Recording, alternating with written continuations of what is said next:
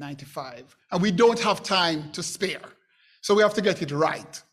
So it makes sense for us to develop that shared understanding of where the money is going, what we need to do differently, and perhaps what we perhaps not need to do. I think is an important question that we need to answer. Through the reporting, the analysis that is expected from the work of the partnership and the reports that you will hear about, we believe that we will have a greater understanding of how we can reposition and repurpose our efforts to ensuring we address those critical barriers that would limit our ability to get to 95.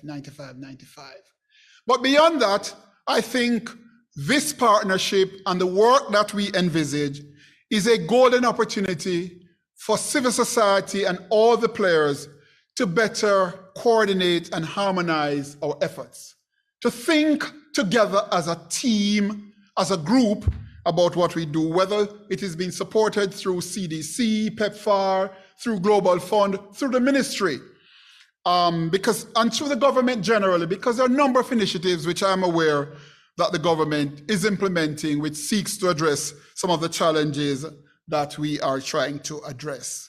We need to be able to tell our story and to tell it well. And this partnership and the reporting that will come from this partnership, I think, will position us well to be able to do that.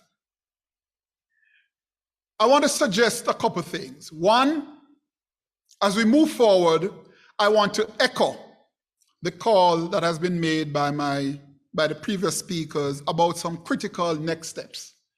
One is we need to move aggressively to finalizing some outstanding pieces of legislation which we think will get us to where we need to go.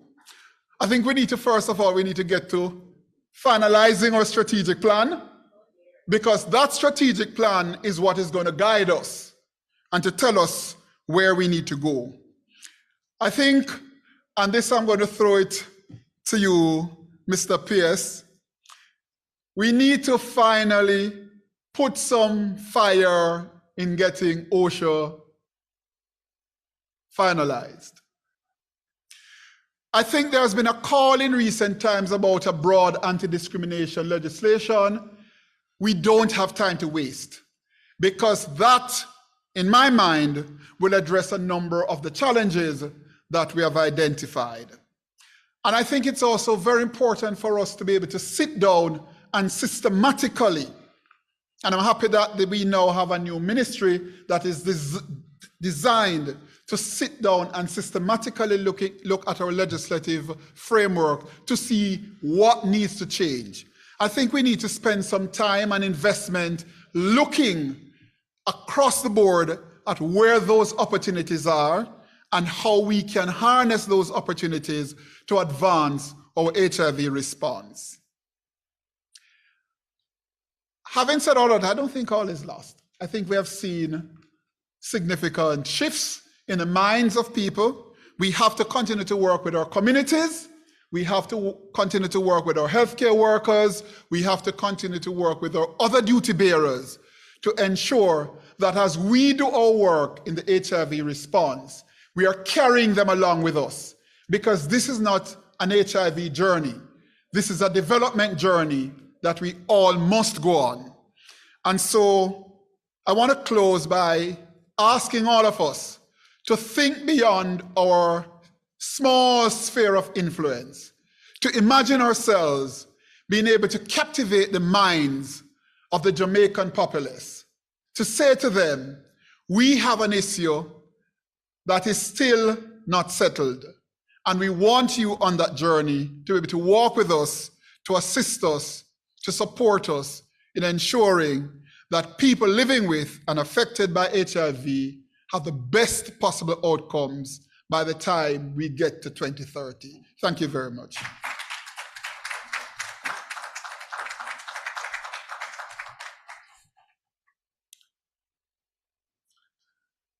I took careful note that as Ivan spoke, he said, and I quote, I must say we have seen significant improvements in treatment. We have seen it in prevention. And he paused and he said, and may I say, we have seen some changes in the human rights landscape. I was a bit disappointed that Ivan could not vehemently say, as he said about prevention and treatment, that we have seen that in the human rights landscape. But the reality is we are not quite there, and we want to get there. I go back to some of the Stigma Index 2.0 data quoted by Captain Kirvan, who spoke to 74% of persons living with HIV saying that I would not share my status with anyone. 81% saying I make a deliberate effort to ensure that nobody finds out that I'm HIV positive. And when we look at the levels of stigma and discrimination, we can understand why this is so. And then I go back to the fact that so many of the speakers reminded us that Jamaica was one of the first countries to sign on to the Global Partnership for the Elimination of HIV-related Stigma and Discrimination. And having been first out of the blocks, it is concerning that we are still not there. But we have two very important persons in the room who can help us get there. And I will address them later. Let us turn our attention to the screen for another of our Live Positively videos.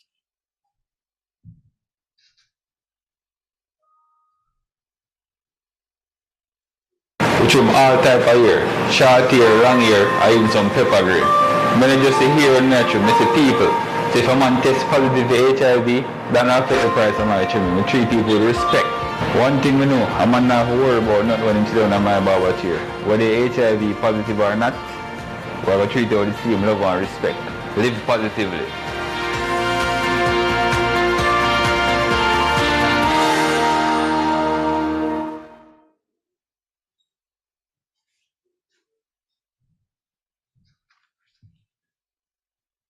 The list of ministries, agencies, and departments of government Big has man. been recently Front feet or strengthened side feet.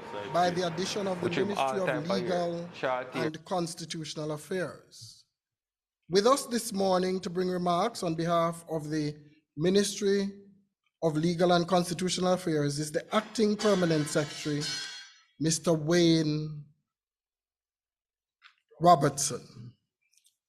His LinkedIn profile described him as a strategic thinker, achiever, and dynamic and transformational leader who is passionate about contributing significantly to unlocking the fullest potential of Jamaica. The recently added ministry is tasked with giving focused attention to the country's legislative agenda and its legal and constitutional affairs. And as so many of the previous speakers have called for looking at long overdue pieces of legislation, we are very happy to have Mr. Robertson with us today, the chief technical person in the ministry, who I'm sure will be able to tell us a little of the plans that will be addressing the concerns raised in the short order. Help me welcome Mr. Robertson. Good morning. So when I got up, I was wondering if I should go that way or come forward because I'm under severe pressure, right? But no pressure at all. As public servants, we accept that sort of pressure. Mr. Chairman, Honorable Juliet Cuthbert Flynn, OD MP, Minister of State in the Ministry of Health and Wellness. Jumoke Patrick, Executive Director, Jamaican Network of Seropositives. Louisa Cabal, Regional Director, UNAIDS, Latin America and the Caribbean region. Duan Kirivong, if I got that correct. Acting CDC Director, Centers of Disease Control, Mr. Ivan Cruikshank, Chair, Jamaica Country Coordinating Mechanism. Other distinguished guests, ladies and gentlemen, good morning. I greet you very well. Let me first of all thank you for inviting me as the representative of the Ministry of Legal and Constitutional Affairs to have a brief dialogue with you this morning in terms of the way forward. Let me also commend the team for the creation of this dashboard. In fact, I also perused the report, and I can tell you that some good work has been undertaken. And certainly, we have a lot of data that we can use to inform policy and next steps. So let me commend the team for the hard work.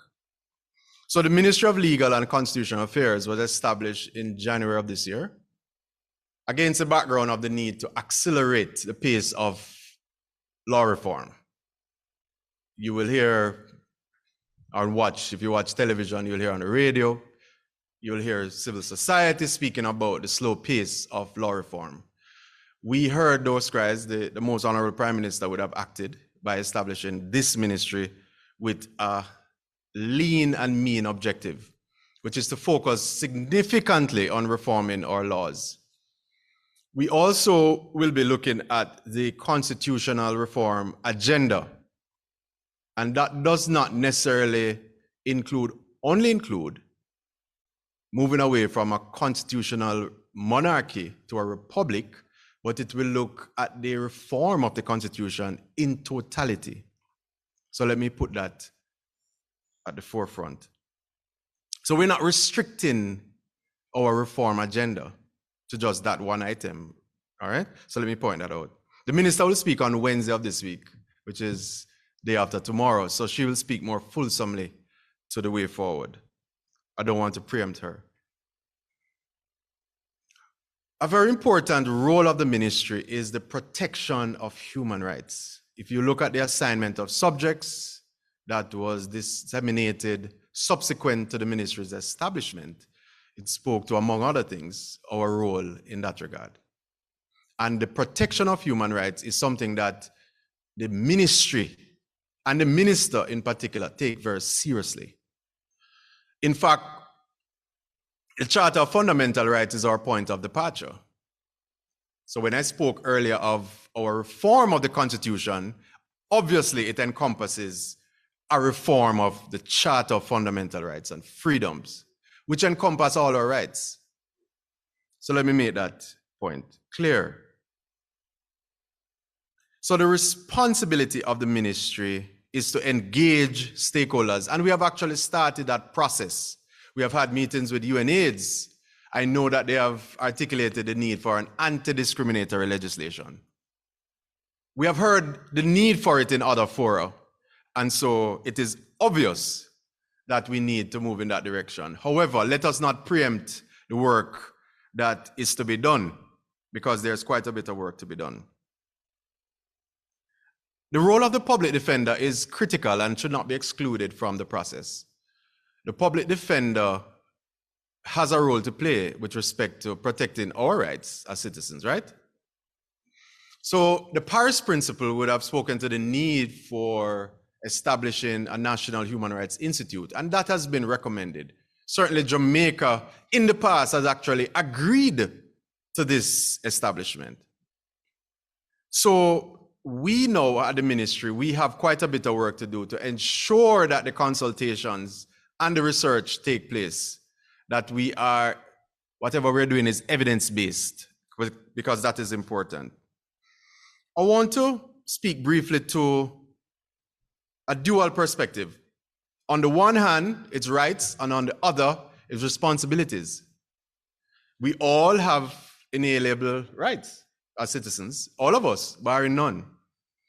So as citizens, we all have rights, which are enshrined in the Charter of Fundamental Rights and Freedoms.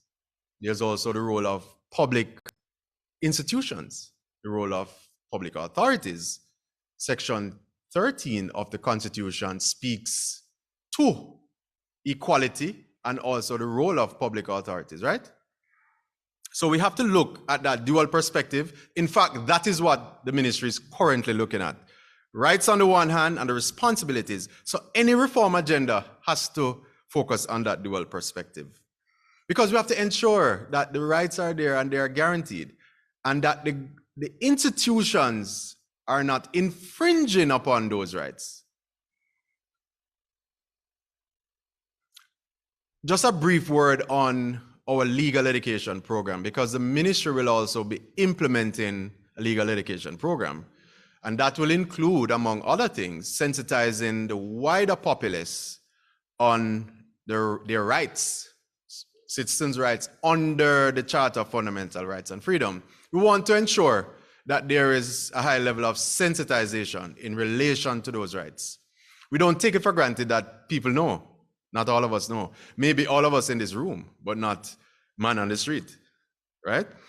We also want to ensure that public institutions, and I'll just say that ministries own several pieces of legislation, right? Without going into too many details. We have to ensure that the ministries who own those legislation are not violating the provisions therein. So we have to sensitize the technocrats on the provisions of key legislation and their responsibilities under the respective laws. So that is paramount for us. So we're not going to be just reforming laws and the Constitution. We're going to sensitize the populace, right? So it's a whole lot of work that is before us, whole lot. In winding down now, let me speak briefly to the way forward. We are currently undertaking significant work as it relates to the need for an anti-discriminatory legislation. There is some research that we have to complete and further consultations before we can make any announcement. Of course, this matter has to have the ears of the Most Honorable Prime Minister himself, so we can't preempt the process. So whatever we're doing has to have the blessing of Cabinet and ultimately the Prime Minister. So let me point that out. So, but what I can tell you is that we are serious about the reform agenda. That is why I'm here, right? I was planning to come here earlier, and I was on my way. I had to go back because there's work to be done. This morning's Cabinet, and we have critical matters to be brought before Cabinet. That is why I'm here. And the Minister is very much seized of the importance of ensuring that matters such as discrimination are taken seriously. And this ministry has to lead in that regard. So we're going to be looking at the totality of it, not just restricting to just one area, but generally. Do we have gaps in our laws that are making people feel like they're being discriminated against? We have to look widely at that. So I want to thank you for the invitation, and certainly we look forward to further engagements as we seek to ensure that all rights are upheld. Thank you so much and have a very productive rest of the day.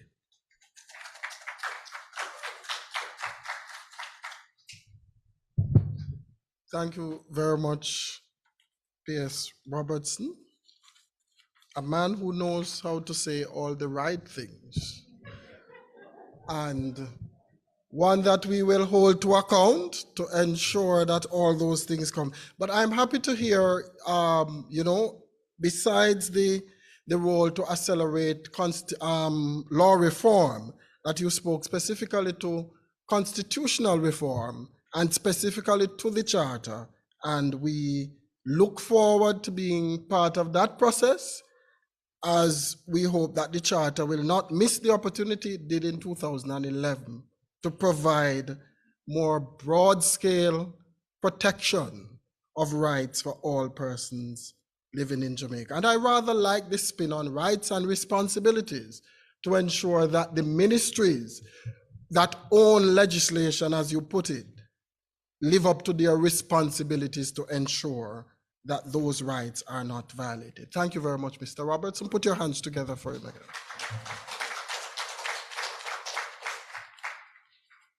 Minister, I decided this morning that I was going to take notes of all the speakers who come up here and mention anti-discrimination legislation. Jamoke did it first.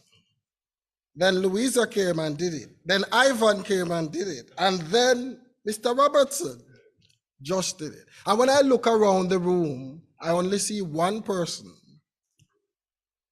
who has a vote in the House when those legislation come up for review. No pressure. So at this time, I want to welcome to the podium State Minister in the Ministry of Health and Wellness, Mrs. Juliet Cuthbert-Flynn. The minister needs no introduction, well known to us and has always supported the work of the sector. But I must say that the Jamaica Partnership, under whose auspices this function falls, is ably chaired by Minister Cuthbert-Flynn. So I welcome you this morning and look forward to hearing greater things. Thank you so much, Mr. Layla. And yes, it's really a pleasure to be here. And all of you know I was an Olympian. Or no, yes. You should know, you should know. So pressure is something that I can deal with. No problem. It's really a pleasure to be here this morning. And as you said, listening to everyone, you know, there are some salient points made. Mr. Cruikshank, you spoke about, you know, we've been talking a lot about treatment and getting to that 90 that we didn't get to. And now trying to reach a 95. And I think, you know, some of the barriers, everybody spoke about some of the barriers that people face living with HIV. And, you know, I have to say, the more we talk about discrimination and explain to the public, as you said, enlighten the public, educate them about their rights and possibly what could happen if they don't have those rights. I think once we break down some of those barriers, I think that is the time when we will see persons will get to that 90 or 95. Just, I think last week, persons now see my face and link me with HIV and AIDS and championing that cause. And so persons now feel okay, they feel relaxed enough to come and approach me, talk to me, and mention that they're HIV positive. And I think that is what we want, that same kind of feeling across Jamaica, for persons to feel okay enough, not to go out and really talk about, you know, that they're HIV positive, but to feel comfortable enough to even enter into a public facility and access care. Talking too much here.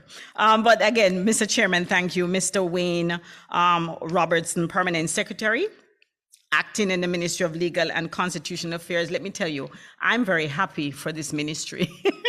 And Minister Marlene Mallow has been really getting a mouthful from me ever since this ministry has been formed. I've been pressuring her.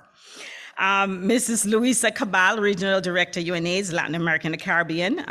Captain Duan Carvong, Acting Director, Centers of Disease Control. And I see Wendy from PEPFAR, you're here. Ms. Nicola Cousins, Director, Acting Enabling Environment and Human Rights Unit in the Family Planning Board. Mr. Cruikshank, Chairman of and Country Coordinator Mechanism. Mr. Jamoke Patrick, Executive Director, Jamaica Seropositive Network of Seropositive, Mr. Ruben Pajes, and I see Nurse, is that Nurse Patsy Edwards Henry? Yes, you've been hiding in the corner with the mask and the glasses, you know, but I think that's her. So Nurse Patsy Edwards Henry, President of the Nurses Association, is here this morning. And of course, other distinguished guests, ladies and gentlemen, and members of the media, pleasant morning. It continues to be the mission of Jamaica Partnership to see people living with and affected by HIV and AIDS treated with equality and supported by systems that allow for access to health for all. Moreover, the National HIV Response holds a part of its core protecting access to quality health services for people who identify in vulnerable groups. And as the state minister with the responsibility for HIV program, I want to commend the partnership for its robust efforts towards safeguarding access to prevention, care, and treatment services for people living with HIV, and its progress in fostering an enabling environment through which our nation can one day realize the elimination of HIV-related stigma and discrimination in all settings. And I think that is what we want to see happen. So the work towards a healthier Jamaica is one in which all members of society should see themselves playing a part. Vulnerable groups, such as those living with and affected by HIV, are a key part of improving the national health outcomes, even as we look towards responding to the health care needs of all members of the population. And what is more, it must be underscored that all Jamaicans, regardless of gender, sexual orientation, on HIV status, have the right to the highest standard of health. And the government of Jamaica remains committed to protecting this fundamental human rights, as we heard the PS stating. And so, despite the challenges that we saw with the COVID-19 pandemic in 2020 and 2021, 2021 was yet another year in which we saw quite a number of progress was made to leverage and improve the local efforts in the HIV response. In collaboration with civil society organizations and our international partners, and multi-sectoral work continues as an important part of this collective effort to end stigma and discrimination in all settings. To this end, all human rights program remains steadfast in empowering vulnerable populations with access to justice, mitigating gender-based violence in the context of HIV, promoting positive health, dignity and prevention, and addressing deficiencies related to access for social protection. The partnership must be applauded for its coordinated efforts in advocacy for the promotion of human rights, strengthening the work of partners towards an enabling environment, engaging political actors, and we saw that happening last year. We saw the KSAC, the municipality coming on board. We also engage parliamentarians in this. And so the overall monitoring and evaluating achievements surrounding the enabling environment and human rights program.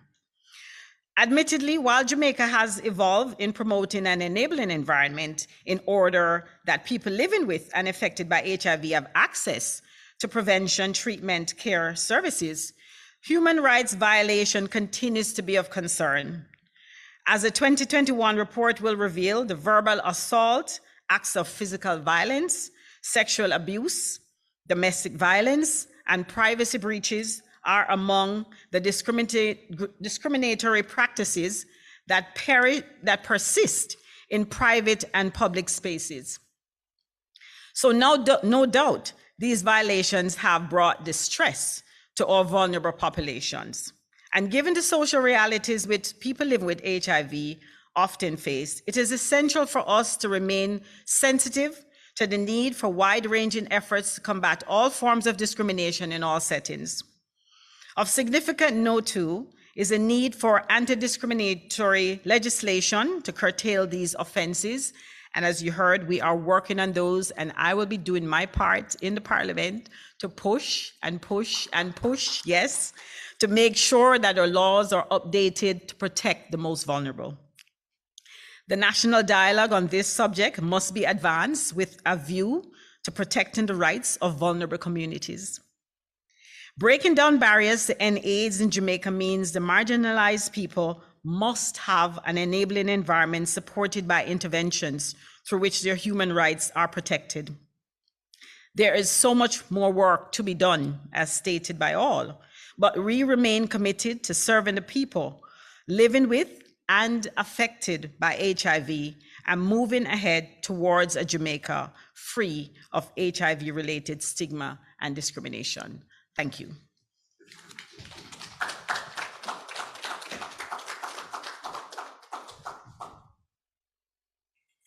Thank you very much, Minister, and we are happy to hear and encourage you to continue to have frequent words with Minister Malahoo Fort and also your commitment to doing your part in Parliament. Thank you very much, Minister.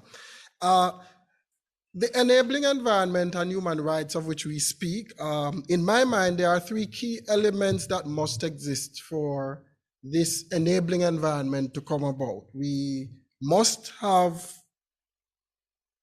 significant efforts to reduce, if not eliminate, stigma and discrimination, one, and two, we must have systems in place that are clearly understood how these violations are to be reported if they occur.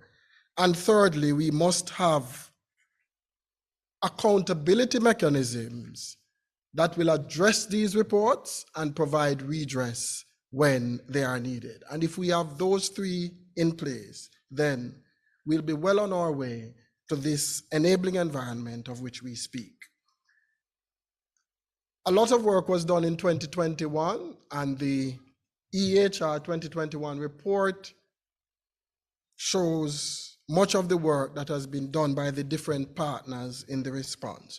So at this time, I'm going to invite the Acting Director of the Enabling Environment and Human Rights Unit of the National Family Planning Board, Ms. Nicola Cousins, to bring us highlights of the EHR 2021 annual report. Ms. Cousins.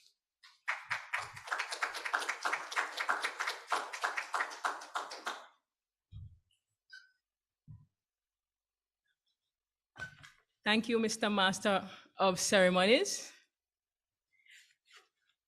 All protocol having been observed, I will go ahead and say, specially invited guests, friends, colleagues, the pleasure certainly is mine to share with you the highlights of the 2021 Enabling Environment and Human Rights Annual Report. And when we get to that part, to officially launch the online, EHR online dashboard. I'm just going to check if it can work from here. All right. They say great minds think alike, and a lot of what I will say has already been said. However, I will proceed. All right, as our chairman said, the purpose of my presentation is to share the highlights of the 2021 EHR annual report, yes? As you can see from the table of contents, it is quite a lengthy report, and I promise you, I will not be going through all of it, yes? Hence the emphasis on highlights. All right, so we'll be sharing with you the main achievements, some of our challenges, skip to the recommendations, and of course, we'll go through the launching of the EHR dashboard.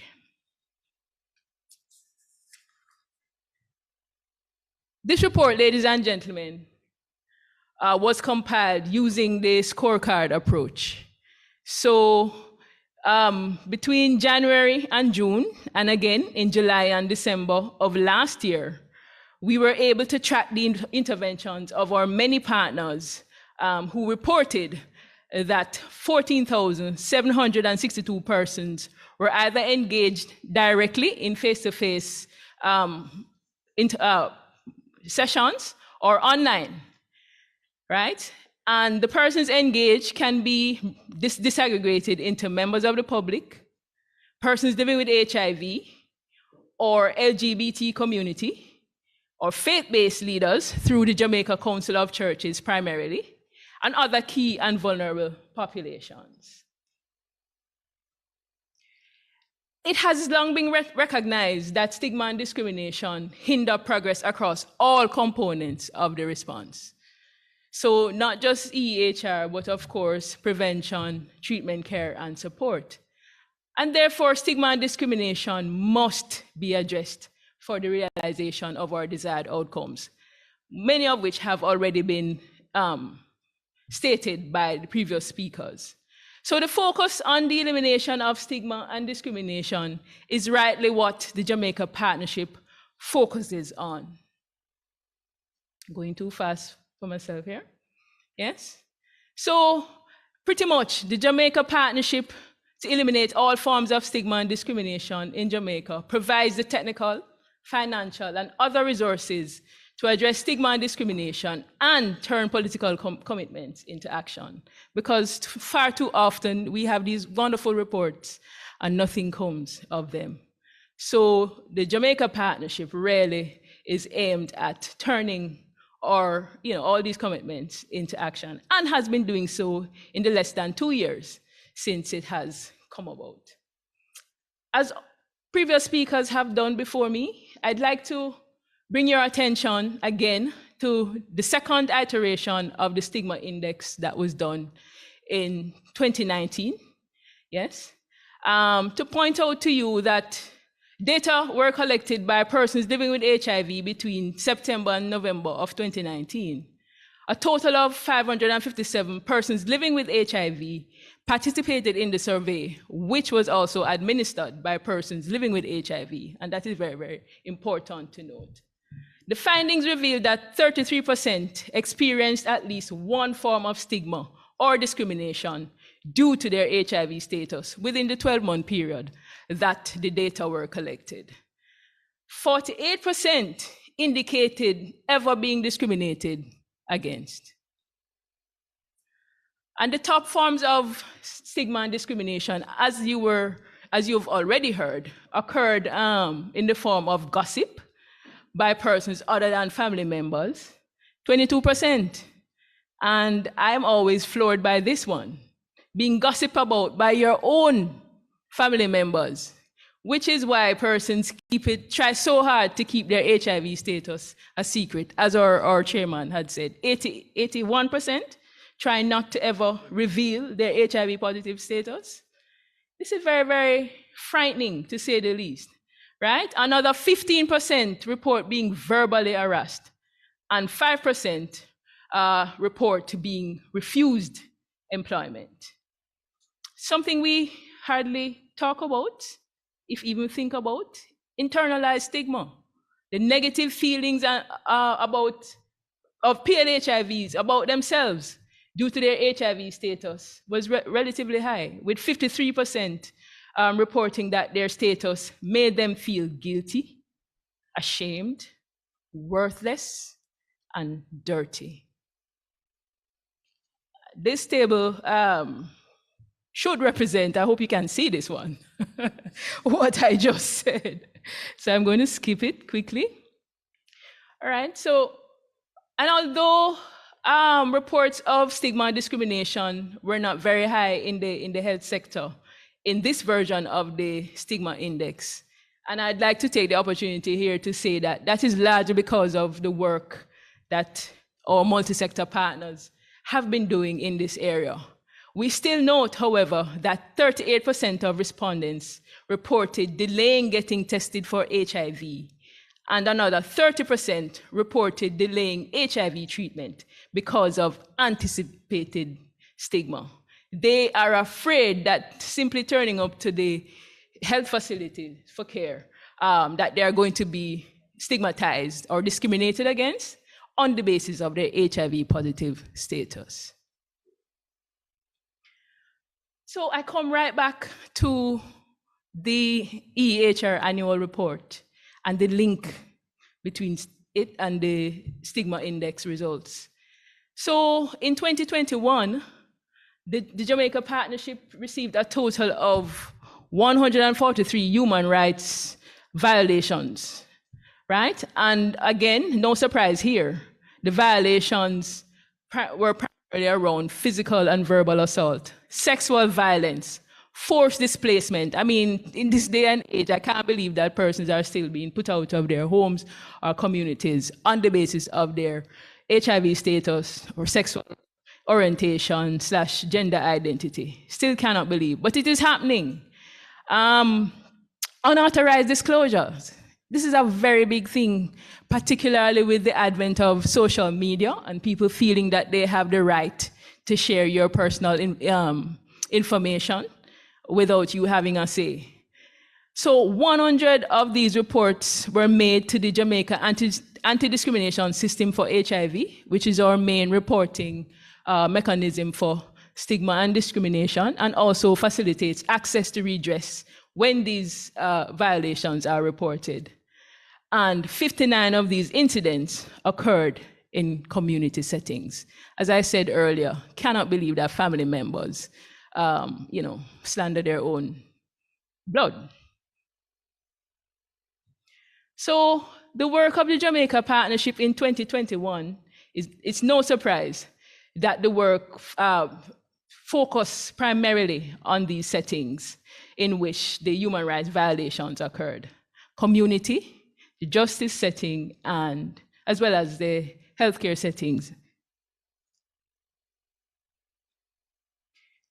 So when you get the chance to go through the report, you will see that community and justice settings occurred for the bulk of the interventions that were implemented in 2021, with 23 and 14 respectively.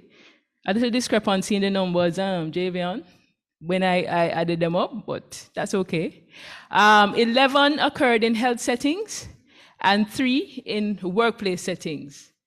No surprise here that only 1 intervention was done in the education setting, because as you know, schools have been out largely because of the COVID-19 pandemic and only recently reconvened. So again, I don't intend for you to be able to read what is on the screen, right? I know it's a lot, so I'm going to just pick out a few of the interventions that took place in community settings.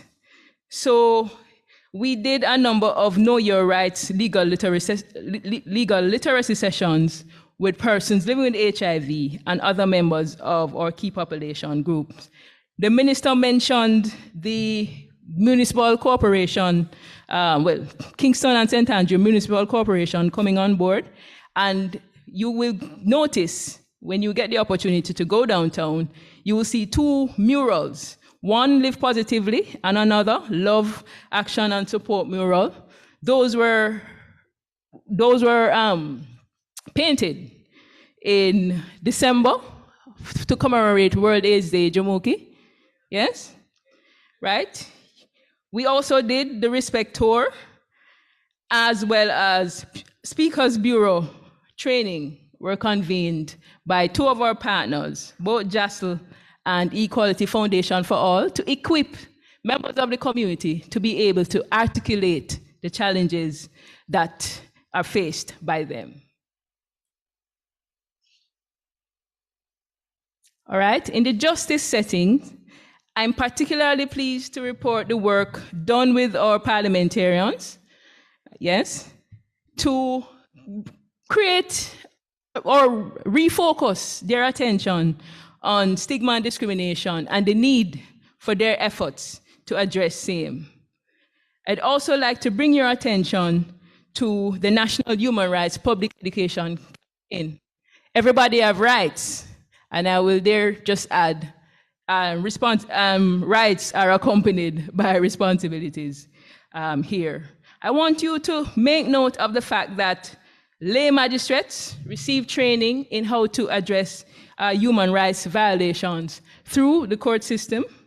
And I also want to bring your attention to the fact that our police officers, despite the fact that they were very, very busy on the front line during the COVID-19 pandemic, they were also trained during the 2021 period, again, to reduce the occurrence or likelihood of human rights violations being perpetrated by them towards our key population groups.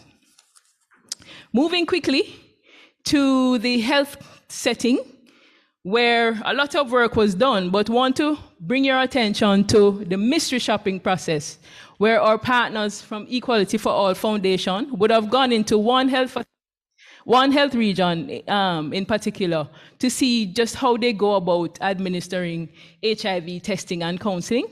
And those findings will be used to inform how our healthcare workers can be even more professional in the services they administer to or within the HIV response. You with me so far? All right.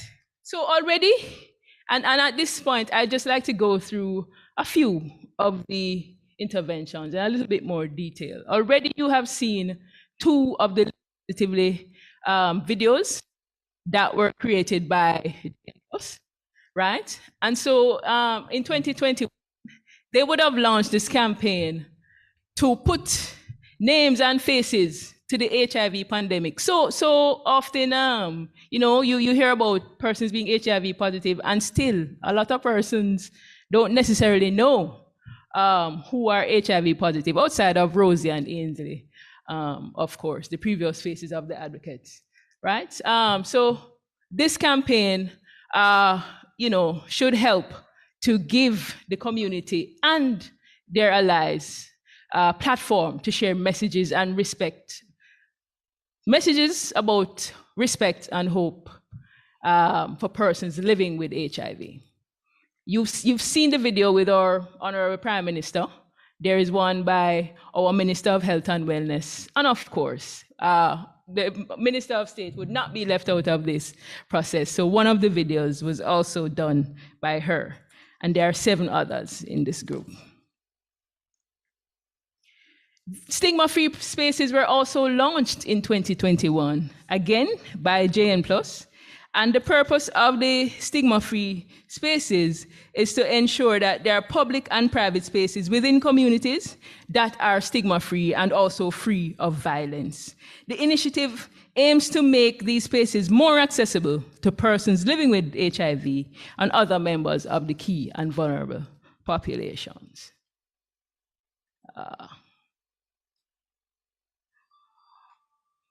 Hold on. Trying to go back. I think I'm going forward instead. Hold on.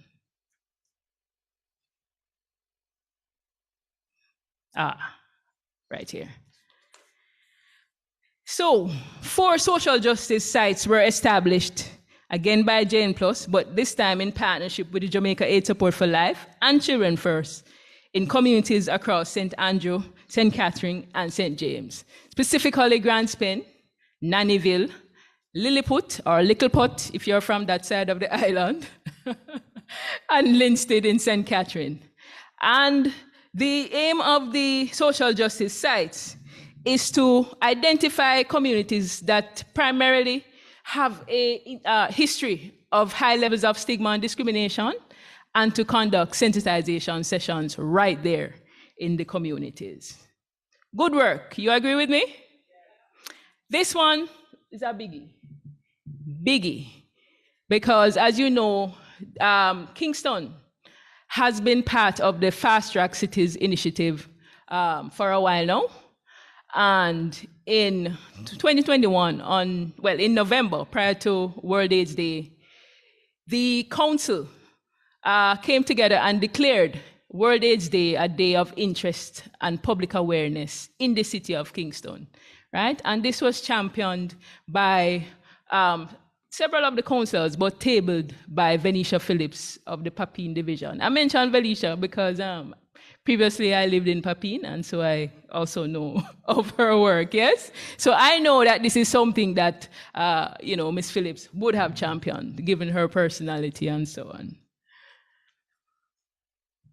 This, our Minister of State and the chairman of the partnership is here and was a part of this, this intervention, where parliamentarians from both sides of the House got together to discuss S&D, and again to craft a way forward in which their role as lawmakers can contribute to eliminating stigma and discrimination, as well as violence in Jamaica. In terms of the work being done in healthcare settings, again, I chose this to focus on this particular activity because it's one of the things we would like to see on a wider scale across the response, where pre and in-service training for healthcare workers and other duty bearers include a focus on stigma and discrimination as well as human rights, knowledge and awareness of human rights.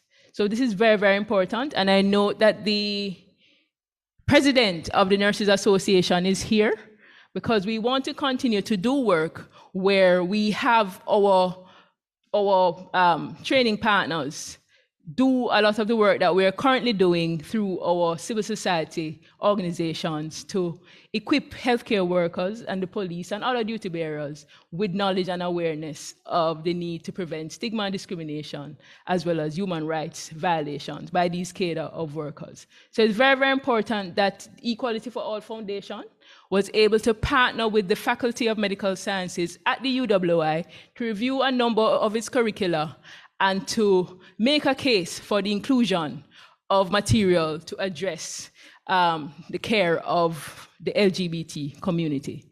And one of the good things is that a memorandum of understanding has come out of this process where the Jamaica Medical, let me see that,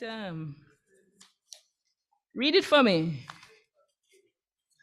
JAMSA, right? There's a memorandum of understanding that they will take on this task of ensuring that they are aware and cognizant of, what to do when caring for the LGBT community. Again, I say a lot of work has been done and very, very good work. What you should notice is the multi-sectoral approach. And this is a hallmark of the HIV response. I dare say, even more so than in any other sector in the country. And the multi-sectoral approach is largely responsible for the gains we have made to date. And by our presence here, we intend to continue with same. Agree with me?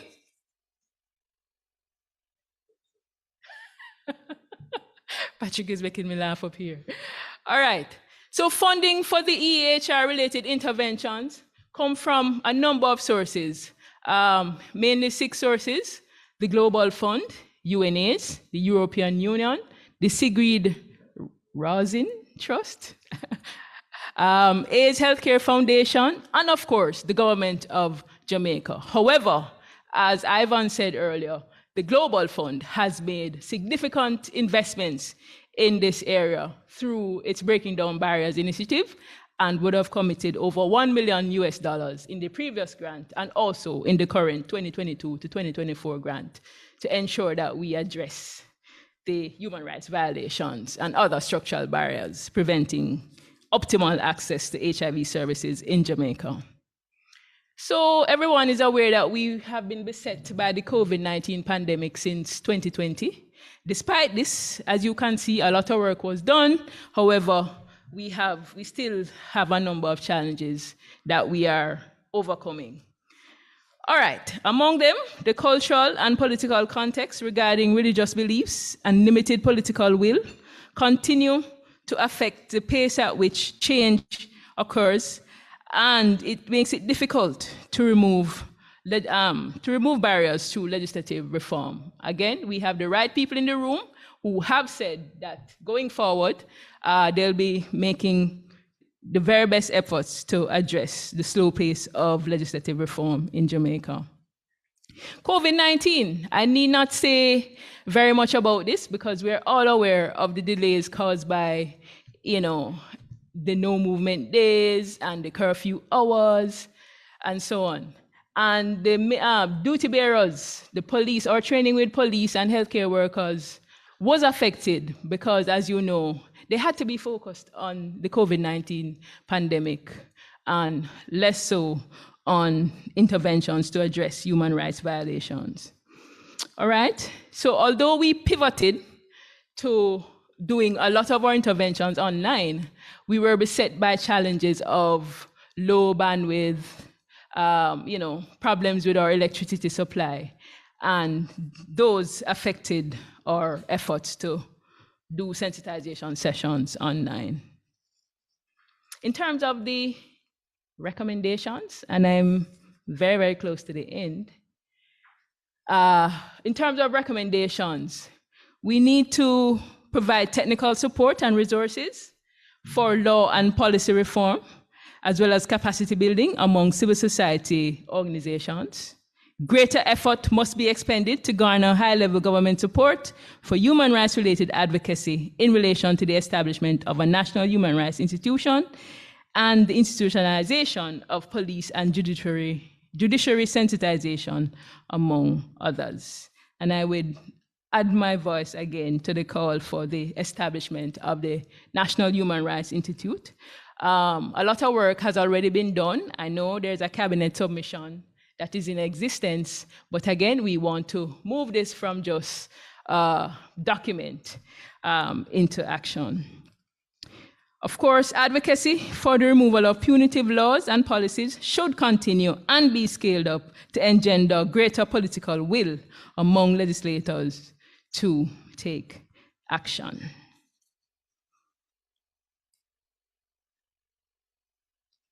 And finally, just going to skip to the very last recommendation, which states that programs to reduce HIV-related stigma and discrimination should be integrated into other HIV-related activities, such as our social and behavior change programs, or community outreach and mobilization, community and health system strengthening, as well as our HIV testing and counseling interventions. I dare say that we are seeking assistance again from the Global Fund to ensure that human rights interventions are actually integrated across the treatment and care, as well as the prevention components of the HIV response. So already some progress is being made in this area. So there you have it, ladies and gentlemen. I hope that I didn't bore you and that you would have seen that we really did significant work in 2021 in the enabling environment and human rights component, despite the challenges. Thank you. Okay, put your hands together for Ms. Cousins again, who didn't bore us.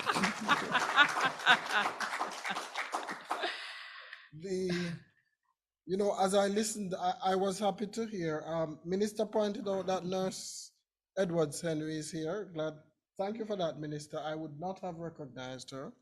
And healthcare setting comes up in the data a lot. As a matter of fact, the 6 settings that the global partnership is focusing on, healthcare is one of them. And although Nicola pointed out that there was a favorable increase in positive responses in healthcare setting, there was still 38% that delayed testing and 30% that delayed treatment, out of fear that going to a healthcare setting, healthcare facility, I may experience some form of discrimination. So, you know, we have over the years engaged nurses, doctors, and the different players in the system, and we must say we are happy to see Nurse Edwards Henry with us. And this is also an opportunity to look at how we engage more nurses through the NAJ, is that it? Through the NAJ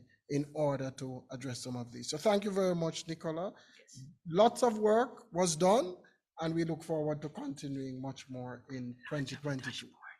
Now, the reason we are here, ladies and gentlemen, the most exciting part of the morning is to launch this dashboard that will enable us to do some of the things Ivan pointed out that we have not been doing so well. To monitor the EHR activities, to evaluate them, and to see the impact that we are making when we implement these activities to reduce human rights violations. So today, I invite you to turn your attention to the screen for the official launch of the EHR reporting dashboard. Ready, Javion? All right. So, ladies and gentlemen, again, I am happy to say that for the first time, to track progress around the goals to address human rights barriers to HIV, an online reporting dashboard was developed. Yes, so while I speak, please turn your attention to the screen, as our chairman said. Last year, the National Family Planning Board, UNAIDS, UNDP, and other partners developed the dashboard to identify and showcase baseline information, targets, and annual performance. Can you see?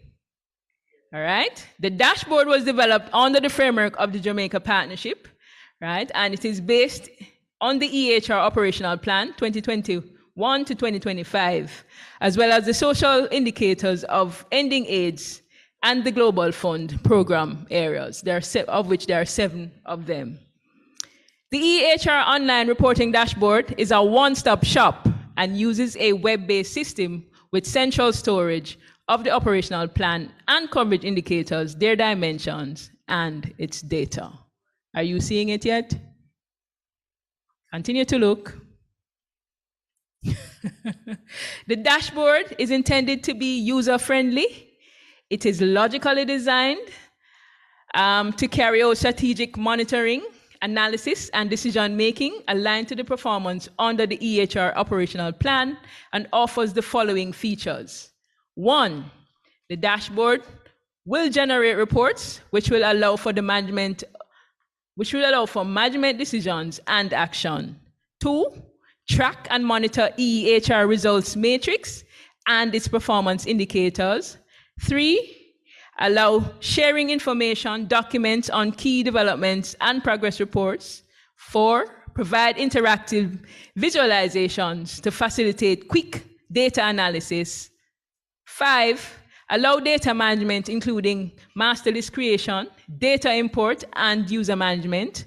6, I hope I'm counting right, provide role-based data management control with data entry and data approval rights.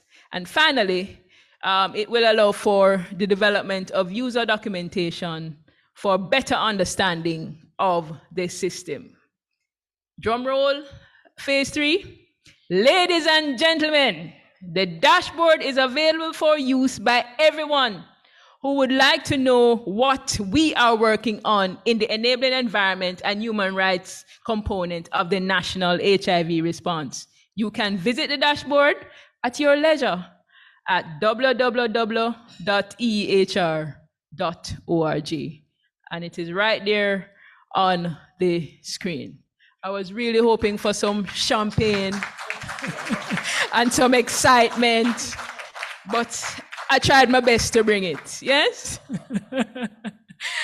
Thanks to all our partners who made the dashboard possible.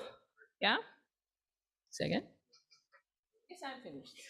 I see Patrick hurrying me off. No worries. No worries. It was my pleasure. Okay, we know we started a few minutes late, but we're trying to get out here as close to 11:30 as promised. We are a little past that now. But this is a very, very, very excellent initiative. We are glad to see that it is up and running, and the success of this is going to be very much dependent on the partners inputting the data so that we can actually be able to see what is happening in the human rights pieces of our work. The enabling environment and human rights component of the work is very significant because when we set up all the facilities to ensure that people living with HIV can access treatment, when we bring in all the latest technology, the latest development in science in relation to treatment, when we set up new facilities, when we employ more staff, and when we do all this, if the environment is not enabling, then the people who need the services will not come forward to access them.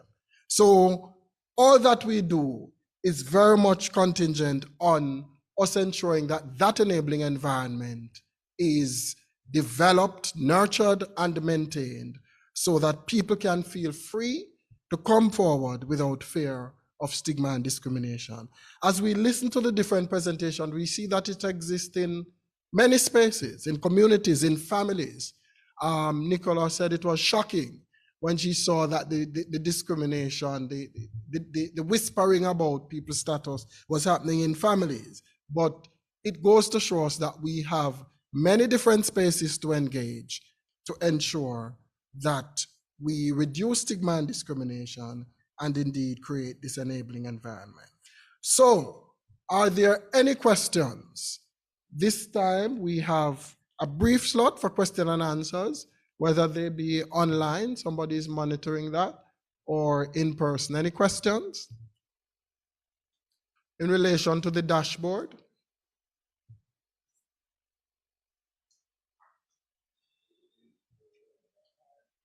Okay, good. So we have no questions. Glad to know that it was so clear so that everybody is comfortable. So let me just say in closing, a big thank you to all those who made this possible.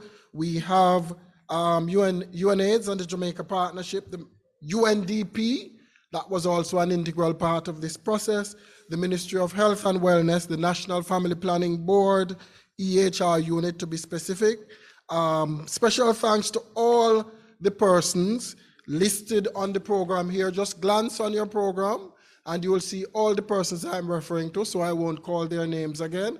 Thank you, all of you, for making today possible. To the technical team from Phase 3, to all our CSO partners and other distinguished guests in the room, all the persons who joined us online, everybody who made this possible. Special mention to Ms. Cousins and the team in the EHR unit who led throughout this process. Thank you very much. Thank you for being here today. And let us all go forward, playing our part in ensuring that an enabling environment is developed and maintained. Thank you very much.